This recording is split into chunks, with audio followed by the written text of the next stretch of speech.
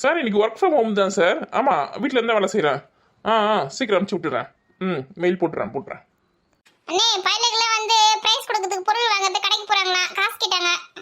பசங்களை பார்த்து போக சொல்லு, வண்டியெல்லாம் மெதுவாக ஓட்டின்னு போக சொல்லு. புரிஞ்சுதா? காசு வந்து அவங்களுக்கு அனுப்பிச்சி விட்றேன்னு சொல்லு. கடைக்கு போய்ட்டு எவ்வளோ காசுன்னு சொல்லு, அனுப்பிச்சி விட்றேன். அப்படியே சரி, அப்படியே சொல்லிடுறேன். பைக்கில் 3 பேர்லாம் ஏறின்னு போகக்கூடாது. ரெண்டு பேராக போயிட்டு வாங்க. எல்லாம் எழுதி வச்சுக்கோங்க, என்னென்ன பொருள் வாங்கணுன்னு. எழுதி வச்சிருக்கேனே. சரி, கொஞ்சம் பொறுமையாக போயிட்டு பொறுமையாக வாங்க. 3 மணிக்கு தானே போட்டி ஆரம்பிக்க போகிறோம். அதுக்குள்ளே கோடெல்லாம் போட்டு ரெடி பண்ணி வைக்கிறான். சரிண்ணே, பானை ஓடிட்டு பானை எத்தனை வாங்கணும்? அது வந்து ஆம்பளை பசங்களுக்குலாம் ஒரு போட்டி வைக்கணும், அவங்களுக்கு ஒரு பணம் வேணும். அப்புறம் லேடிஸ்க்குலாம் ஒன்று, மொத்தம் 2 பணம் வாங்கிக்கோங்க. சரிண்ணே, இதுதான் டவுட்டாக இருந்தது. 1 வாங்கணுமா 2 வாங்கணுமானே? 2 வாங்கிடுவா. அப்புறம் பரிசு பொருளாக வாங்கும்போது பிளாஸ்டிக் பொருளாக வாங்காதீங்கடா, உடஞ்சி போகுது. வாங்குறது வாங்க, சின்ன பொருளாக இருந்தால் கூட, ஒரு சின்ன டம்பர் இருந்தால் கூட ஒரு சில்வரில் வாங்குங்க. கொஞ்சம் ஸ்ட்ராங்காக வாங்குங்க. பிளாஸ்டிக்கில் பெரிய பெரிய கிண்ணெல்லாம் வாங்கிட்டு வந்து கொடுத்தீங்க, எல்லாம் தூளாக உடஞ்சி போச்சு. என் பொண்டாட்டிலாம் திட்டின்னு கிடக்குறேன், இதெல்லாம் ஒரு ப்ரைஸ்னு கொடுத்துருக்காங்களே சொல்லிட்டு. ஏன்னா பிளாஸ்டிக் தான் விலை கம்மியாக இருக்குது, சில்வர்லாம் விலை அதிகம். நம்மக்கிட்ட காசு பத்தாதே. வீட்டுக்கு 100 ரூபாய் தான் கொடுத்துருக்காங்க, 200 ரூபாய் கேட்டால் கூட தர மாட்டேங்கிறாங்க. ஏன்னா அவங்களுக்கு வெளியில் தர முடியும். நீ சொல்கிறதோ சரிதான். காசு பத்தலைன்னா கேளுங்க, தரேன் நான். அண்ணன் நீ இந்த வாட்டி ஸ்பான்சர் பண்ணுறேன் விளையாட்டுக்கு. அப்படியாண்ணே, அப்போ அசத்திர வேண்டியதுதான். ஃபோன் பண்ணுறேன், எவ்வளோ காசு அனுப்பிச்சு விடுங்க. சரிடா பார்த்து வாங்குங்கடா. அண்ணன் பட்ஜெட்டில் துண்டு விழ வச்சிடாதீங்க. சரிண்ணே பார்த்து தானே வாங்கலாம்.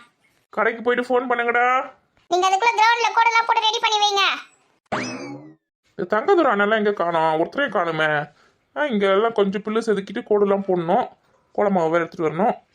சரி, முதல்ல ஒரு மூட்டை கோலமாவை சொல்லிட்டு வந்துடலாம், கடையில் எடுத்து வந்து போட்டுருவாங்க. 100 என்ன வேணுமோ கேளு, குச்சி போடாமல் சாப்பிடுண்ணே. சரிக்கா. ஏன் எங்களெல்லாம் பார்த்தா ஆளா தெரியல உனக்கு? நூஞ்சக்கனை பார்த்தா தான் கேட்பியா? ஏன் எங்களெல்லாம் என்ன வேணும், எது வேணும் கேட்க மாட்டியா? நீங்களாம் கேட்காமலே வாங்கி சாப்பிடுவீங்க எல்லாத்தையும். அவள் அப்படியே புதுசாக வந்திருக்கா. யார் வீட்டுக்கு வரவே மாட்டேன், இன்னமும் அதிசயமாக நம்ம வீட்டுக்கு வந்துருக்கா.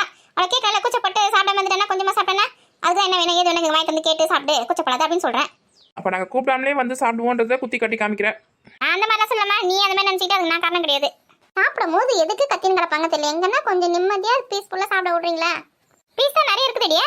சிக்கன் இருக்குது, மட்டன் இருக்குது, சாப்பிடு. சாப்பிட்றேன். மீன் குழம்பு இருக்குது, கறி குழம்பு இருக்குது, சிக்கன் குழம்பு இருக்குது, மட்டன் குழம்பு இருக்குது, கருவாட்டு குழம்பு இருக்குது, அவிச்ச முட்டை இருக்குது, மீன் வறுவல் இருக்குது, எல்லாமே இருக்குது. யாருக்கு என்ன வேணுமோ கேட்டு வாங்கி சாப்பிடுங்க. இதுனாக்கா கிணத்துல நண்டு கிரேவியா, நண்டு வறுவலா? இந்த நண்டு வறுவல் ரீ பார்த்து சாப்பிடு. பெரிய நண்டா இருக்கே, சொல்லி நான் மட்டும் சுற்றி வைத்து வந்திருப்பேன் உடச்சி சாப்பிட்றதுக்கு. உன் பல்ல விட பெரிய ஆயுதம் இருக்குதா? சுற்றியில் ஏமாத்திரடி, உன் பல்லே போதும், கட்டி துப்பு. பரவாயில்லக்கா, நல்ல வெரைட்டியாக செஞ்சுருக்கீங்க. ஒழுங்கா கோமதிக்கா வீட்டில் உட்காந்து சாப்பிட்டுக்கலாமா? நான் போய் எடுத்துன்னு வர வேண்டியதாக இருக்குது எல்லாமே. அங்கே இருந்தால் எல்லாமே அங்கே இப்போ செஞ்சு வச்சிருக்காங்க, எடுத்து போட்டு சாப்பிடலாம். இப்போ உங்களுக்கு என்ன வேணுமோ நான் போய் ஓடி எடுத்துன்னு வரணும். அப்படியாவது ஓடி வேலை செஞ்சது கொஞ்சமாவது குறை. எவ்வளோ பெருசுக்கிற பேர் குண்டானுக்கும் உனக்கும் வித்தியாசமே தெரியல, ரெண்டும் ஒரே சைஸில் இருக்குது.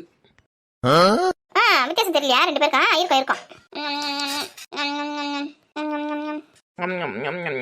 கோமதேக்கா வீட்டில் அவங்க வீட்டுக்காரர், உங்கள் வீட்டுக்காரர், பசங்க, உங்கள் மாமியார் எல்லாரும் உட்காந்து சாப்பிட்றாங்க. கோமதேக்கா மாமியார் மாமனார்னு அங்கே எங்கன்னா இடம் இருக்குதா? வீடு எங்கன்னா கொஞ்சம் பெருசாக கட்டுறீங்களா? ஒரு 50 பேர் உட்காந்து சாப்பிட்ற மாதிரி கட்டுங்க. வீடு கட்டுறதா இருந்தா ஒரு 10 பேர் கூட உட்காந்து சாப்பிட முடியல. தம்ம துண்டு வீட்டை வச்சுருக்கீங்க.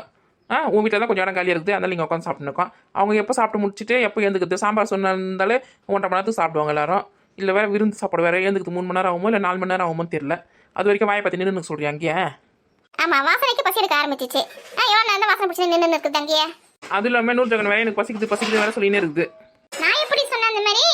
நீ சொன்னே அப்போ தான் மறந்துட்டியா? சொல்லியிருப்பேன் போல இருக்கு, எனக்கு தான் ஞாபகம் இல்லை. மட நல்லி சாப்பிடு. 2வது 3வது சாப்பாடுலாம் போட்டு தேவையில்ல. அப்படியே முதல் சாப்பாடுக்கு வச்சு உட்காந்து மூச்சு நிறுற. எங்கன்னா சாப்பிட சேர்த்தா முதல்ல அந்த இறாவை போட்டு பசங்க சாப்பிடு. அதுக்கப்புறம் சிக்கன் தொக்கை போட்டு சாப்பிடு. அப்புறம் அந்த மட்டன் கிரேவி பற்றி அதை போட்டு சாப்பிடு. 4 வாட்டி 5 வாட்டி போட்டு சாப்பிடணும். விருந்துன்னா அப்படிதான் சாப்பிடணும். புரிஞ்சுதான்? அப்புறம் சாப்பிடு.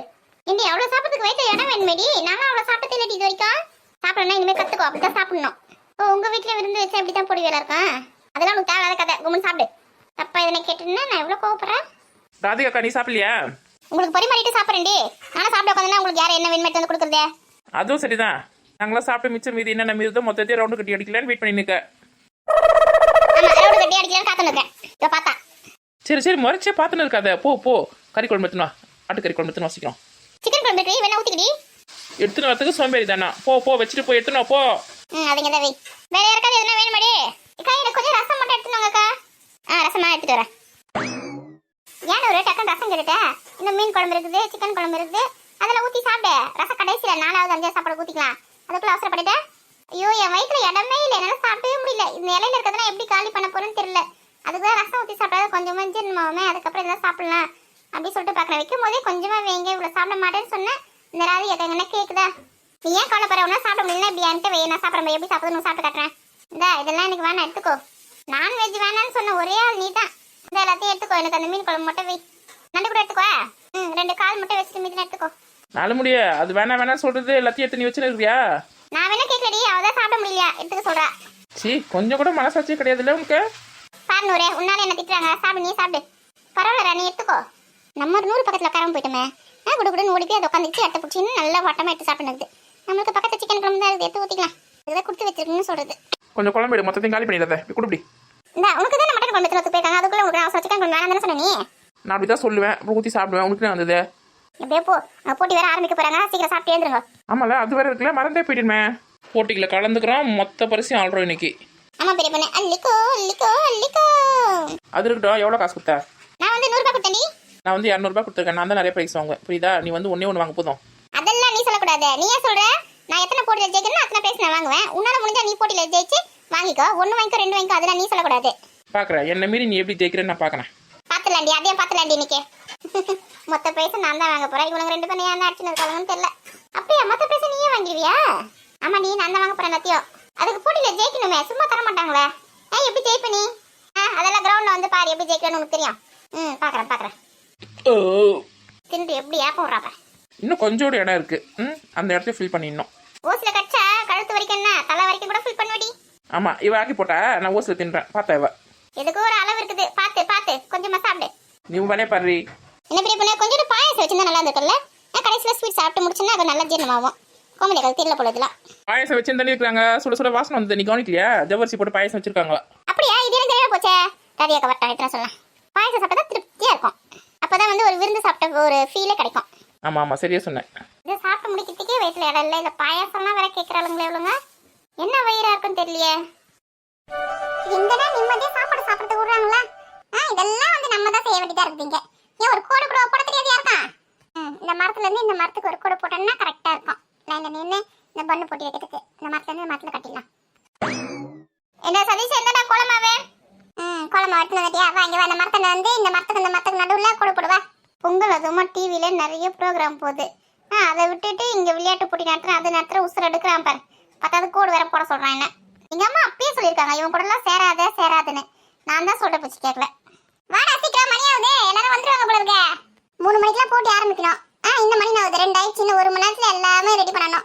மேல கொடியெல்லாம் வேற கட்டணும். சுத்தி கொடி எங்க போனோமா அங்க போட்டு ரெடியா இருந்தா தாண்டா மடமடம் ப்ரோக்ராம் நடத்திட்டு 7 மணிக்குள்ள பரிசு கொடுக்க முடியும். இப்போ லேட் ஆயிடுச்சுன்னு வச்சுக்க, குழந்தைங்க தூங்கிடும். அதுக்கப்புறம் காசு கொடுத்தவங்க நம்மளை திட்டுவாங்க. என்ன ப்ரோக்ராம் நடத்துறீங்கன்னு. தேவை நமக்கு. டேய், நம்ம கூட இருந்தவங்கள எங்கடா ஒருத்தர் கூட காணோம். என்னையே என்கிட்ட உசுறு எடுக்கிற நீ? அவங்கள பரிசு பொருள் வாங்கறதுக்கு போயிருக்காங்க கடைக்கு. வந்தவொடனே அவங்க உசுரையும் எடுத்துக்கலாம். அப்படின்னா சரி, எங்க போடணும் கூட கல்ல எப்படி ரோடு மாதிரி போடுறேன் பாரு. இந்த மரத்துல இருந்து இந்த மரத்து கடை. ஆமா, நாமடா குழம்பு காலி பண்றதுல கொஞ்சம் திட்டமா போடுறேன். நீ கொஞ்சம் தள்ளி நில்லு.